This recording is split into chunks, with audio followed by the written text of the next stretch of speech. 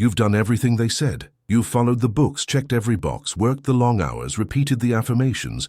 You've followed all the rules. So why does success still feel like it's playing hide and seek with you?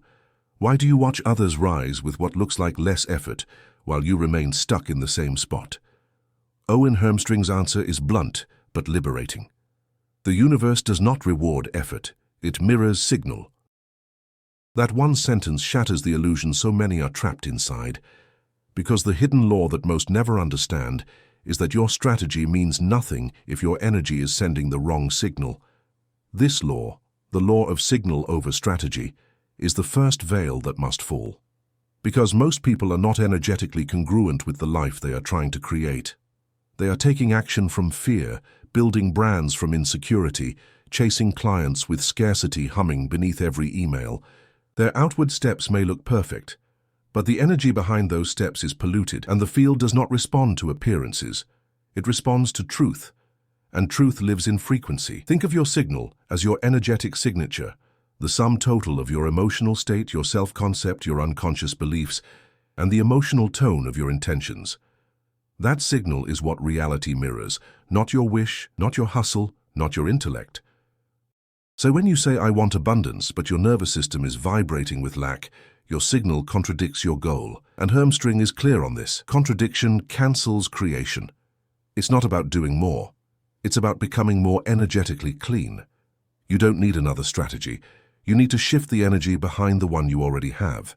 Because when your signal is coherent, the world begins to move.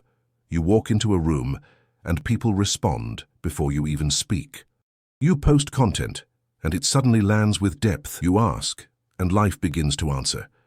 Not because you've manipulated it, but because you're no longer sending mixed messages. But here's where it gets subtle. Most people don't even realize their signal is split. They've convinced themselves they're aligned because they've repeated 1,000 affirmations. But their body is tense. Their heart is guarded.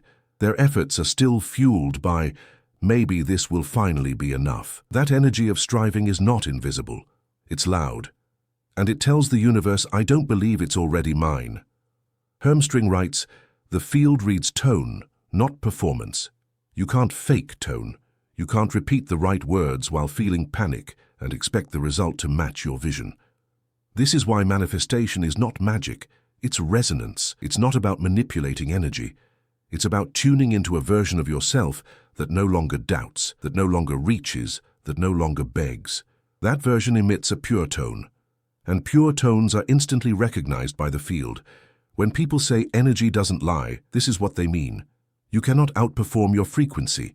And if your frequency is one of lack, fear, guilt, or shame, the best business plan in the world won't save you. Because the strategy is just the shell.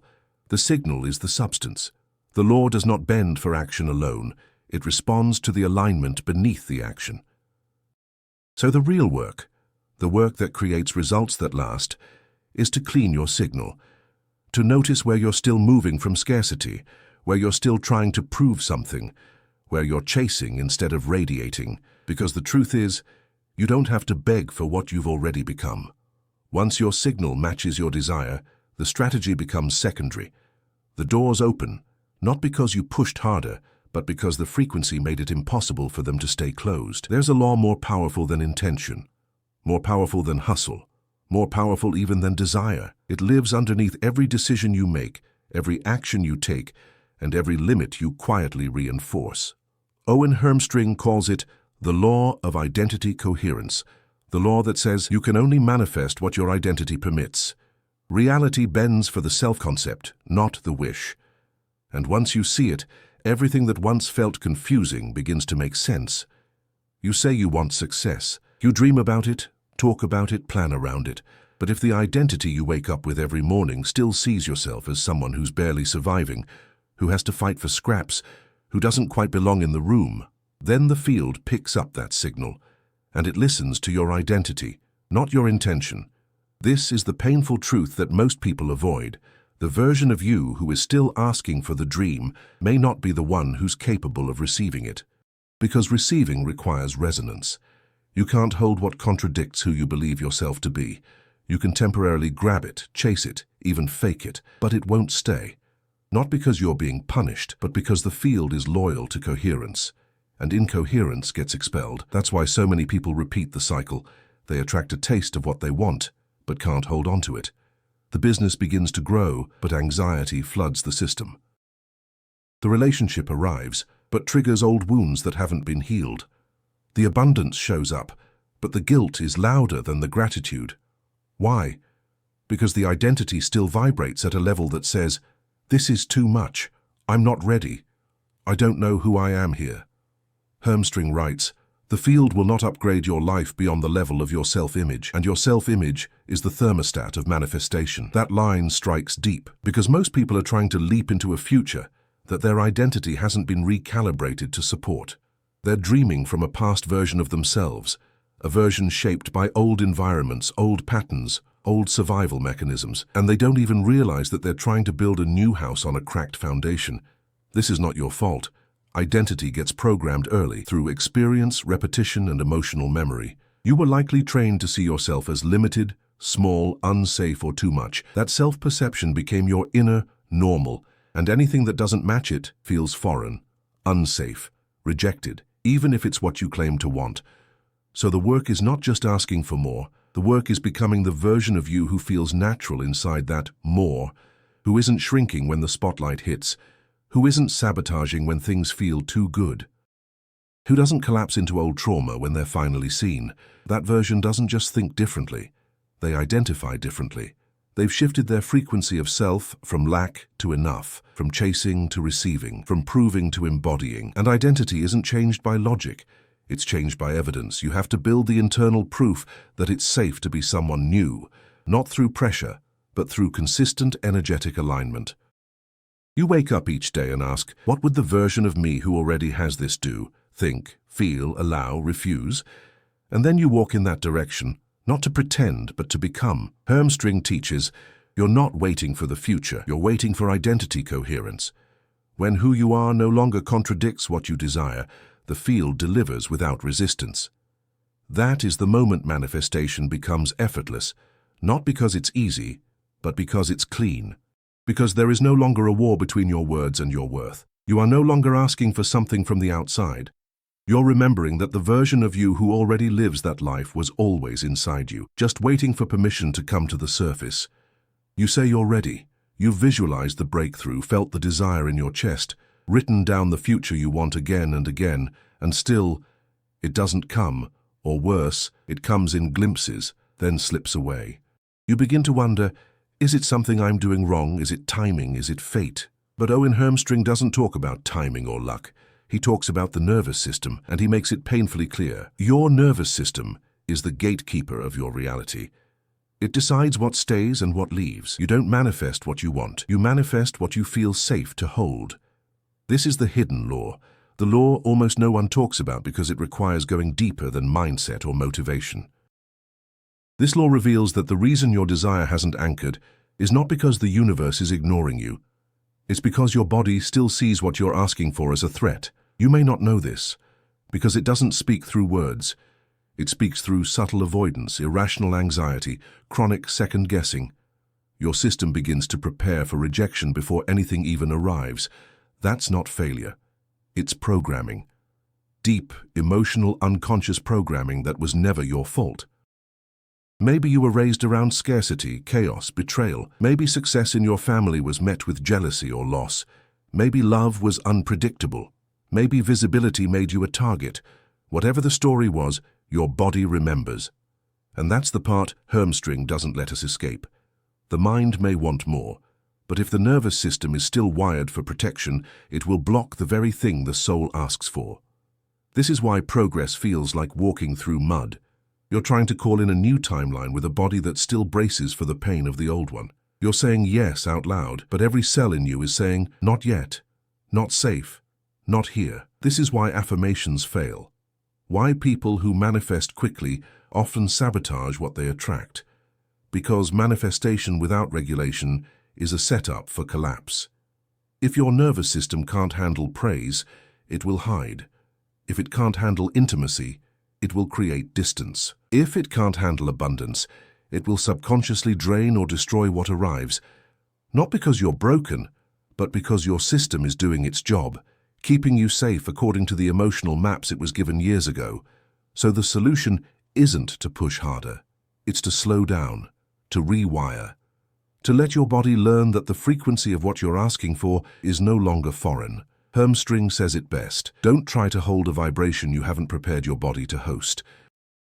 He's talking about emotional maturity, about the deep work of creating internal safety. Not so that you deserve more, but so that you can hold more. This kind of permission doesn't happen in the head, it happens in the breath, in staying present when the old fear rises, in not running when you feel unworthy, in pausing when your heart races before a breakthrough. Each moment of staying with yourself becomes a signal to the field. I am safe now. I no longer need to shrink. I am the one who can hold what's coming. And the moment your body believes it's safe, your life starts to shift. The opportunities come, and you don't run from them. The love arrives, and you don't push it away. The abundance stays, not because you forced it, but because your frequency no longer rejects it. This is the real magic. Not thinking better, not working harder, but embodying safety so fully that your signal becomes irresistible. You are no longer vibrating from survival. You are living from readiness, and that's when the nervous system opens its doors and reality finally steps in. You've worked hard to change your life. You've rewritten your beliefs, adjusted your habits, even built an entirely different identity from the one you were born into. And yet something old still lingers, a heaviness you can't name, a pullback into patterns that you thought you outgrew. And in your quiet moments, you begin to ask the question most people are afraid to ask: if I've changed so much, why do I still feel like I'm living someone else's struggle? Owen Hermstring answers it with piercing honesty. You are not only living your story, you are continuing your family's emotional frequency. What is not healed gets inherited and repeated. That sentence is more than poetic. It's an energetic law. One that explains why no matter how far you run from your past, you may still be broadcasting the unspoken grief of your parents, the suppressed rage of your grandparents, the silent shame passed down like DNA. This is what Hermstring calls the law of emotional legacy.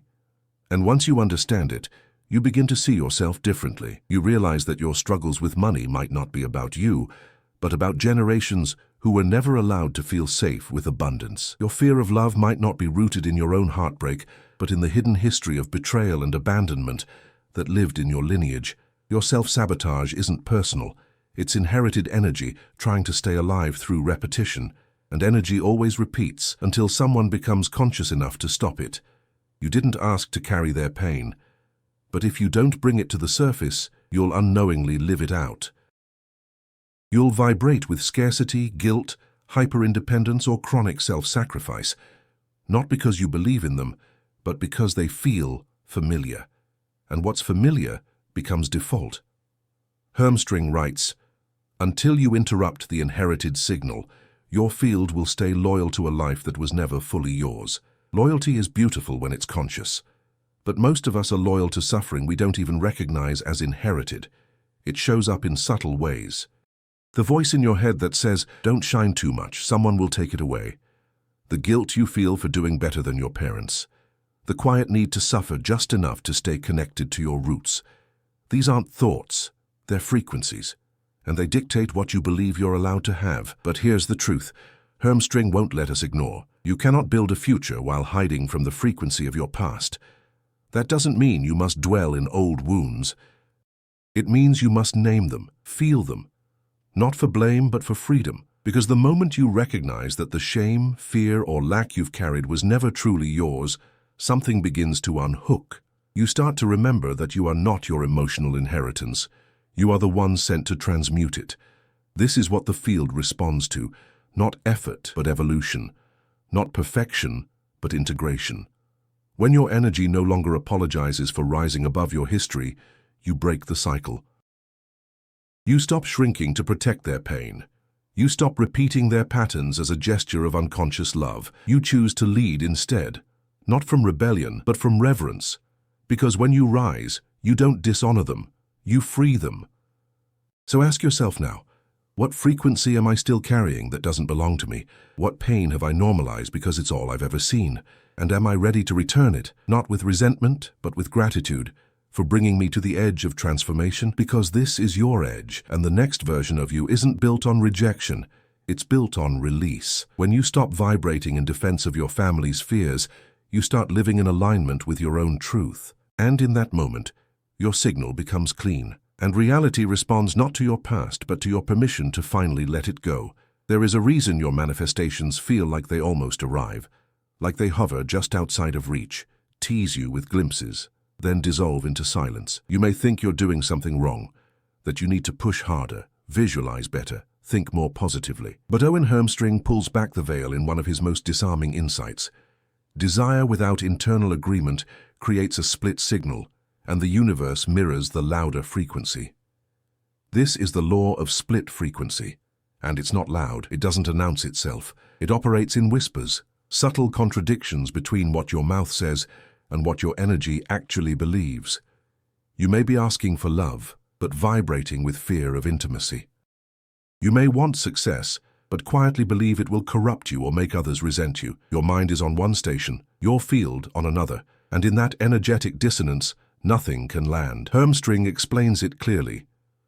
You don't get what you want. You get what your full field agrees upon, and your field doesn't lie. It remembers every disappointment, every betrayal, every collapse.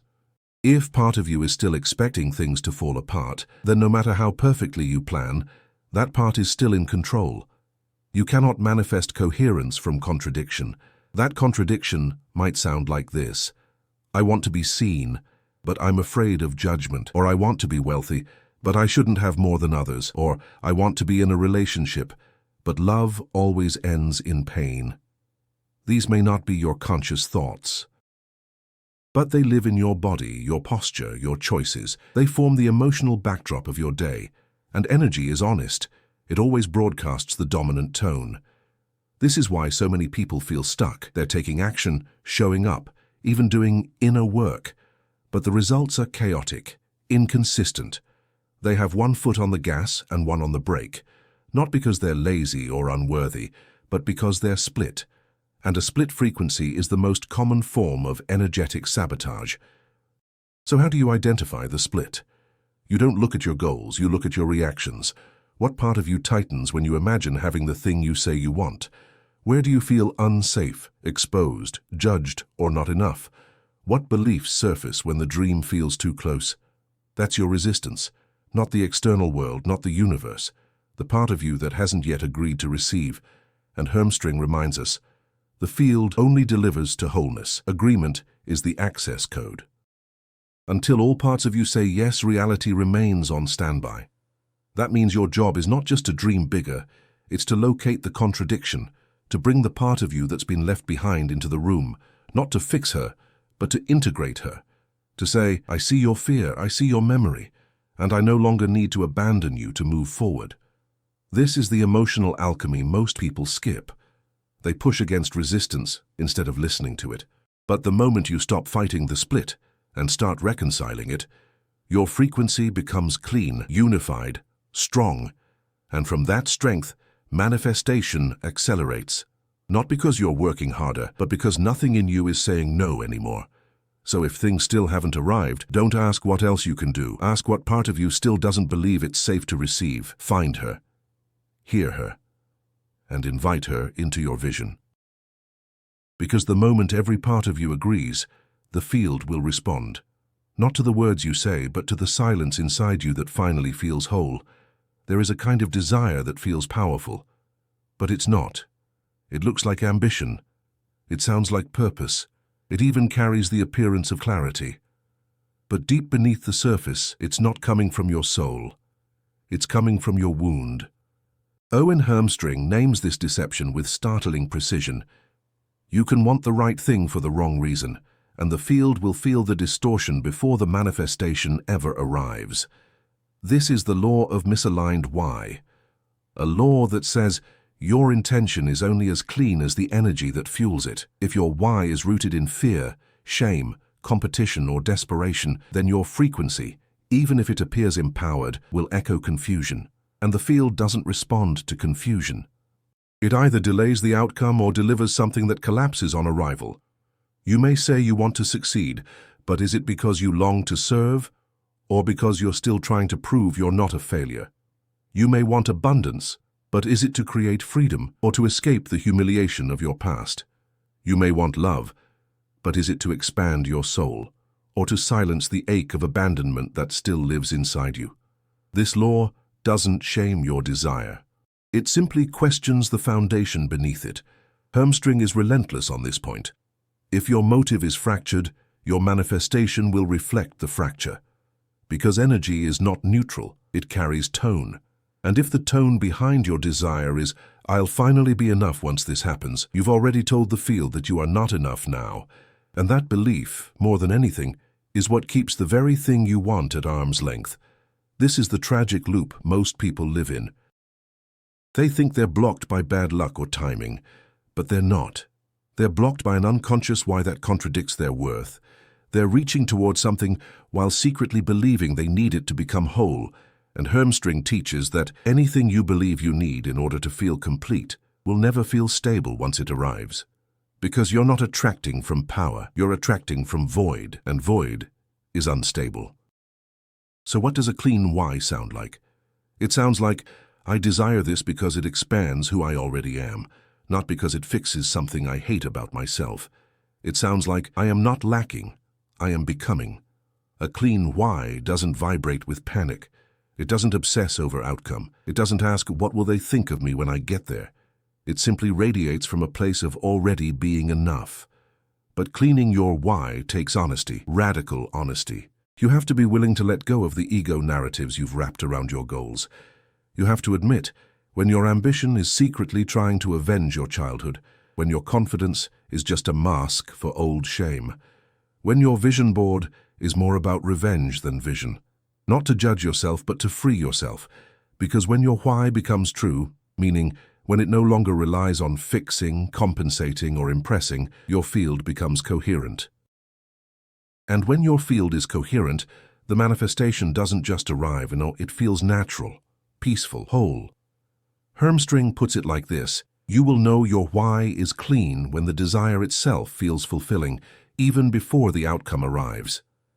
That is the real law, not attraction but alignment, not craving but congruence. So pause. Ask yourself now, why do I want what I want?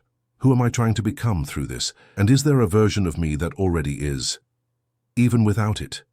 If you find that version, if you choose from her, speak from her, act from her, everything begins to change. Not because you're chasing a dream, but because you finally remembered who you were before the dream became a distraction from your deepest truth. There is a moment in every journey, after the decision, after the vision, after the alignment, when everything goes still. You've done the inner work. You've shifted your signal, you've shown up differently. But then, instead of doors swinging open, there's silence, no confirmation, no sign, no momentum, no. And that's when the fear starts whispering again. What if I was wrong? What if it's not working? What if nothing's coming? This is the moment where most people fall apart, not because they're weak, but because they don't understand the law that governs this space. Owen Hermstring calls it the law of trust during delay, and he delivers it with unshakable clarity. Delay is not absence. It is energetic stabilization. But if you collapse during the stillness, the delivery resets. The field is not punishing you with silence. It's calibrating.